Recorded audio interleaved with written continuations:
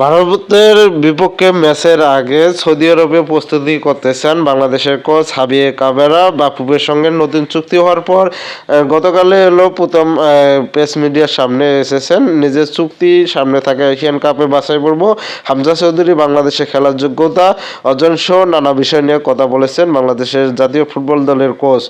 নতুন চুক্তি নবায়ন করা বাংলাদেশের কোচের প্রথম চ্যালেঞ্জ 2027 এশিয়ান কাপ বাছাই পর্বের বিপক্ষে ম্যাচ। 25 মার্চ ম্যাচটি হওয়ার কথা শিলংয়ে। সেই ম্যাচের জন্য শিলংয়ের আবহাওয়ার সঙ্গে মিলে নেওয়া এমন কোথাও অনুশীলন ক্যাম্প করতেছেন কামেরা। বাংলাদেশের কোচের কাছে সেই জায়গা হচ্ছে সৌদি আরব। সাংবাদিকদেরকে বলেন, ক্যাম্প ঠিক কবে হবে সেই দিনক্ষণ আমি নির্দিষ্ট করে বলতে পারছি না, তবে আমরা ক্যাম্পটা ফেব্রুয়ারিতে শুরু করতে চাই। ম্যাচের আগে প্রস্তুতির জন্য অন্তত 4 সপ্তাহ সময় পাবে। বাংলাদেশের ইতিহাসে এর আগে এলো 3 বার এক কোচের সঙ্গে কোনো সময় চুক্তি নবায়ন করেনি Bangladesh football federation Bafufe. Saudi আরবে ক্যাম্প করতে চাওয়া নিয়ে কাবেরা যুক্তি, ক্যাম্প শুরু করা নিয়ে আমরা আলোচনা করেছি অতীতের মতো। আমরা সৌদি আরবে ক্যাম্প করতে চাই, এটা আমাদের জন্য আগের মতোই সুফল এনে দেবে।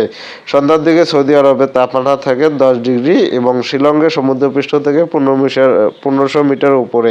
সেখানেও তাপমাত্রা 10 ডিগ্রি চেয়ে কম হওয়ার কথা নয়। সৌদি আরব সমুদ্রপৃষ্ঠ থেকে উঁচুতে।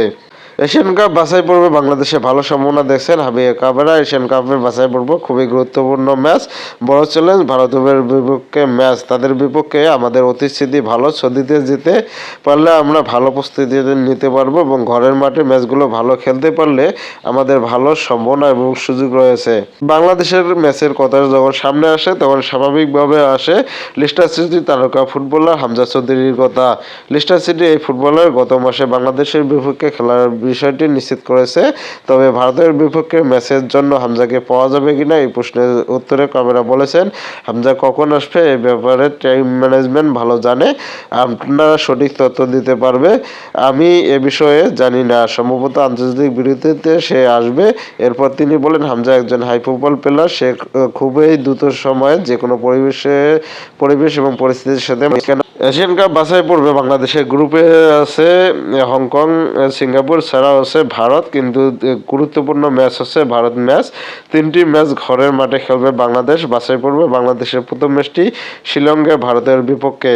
সেই ম্যাচের আগে ঘরোয়া ফুটবলে স্থানীয় ফুটবলাররা ভালো খেলছেন বলে খুশি কাবেরা।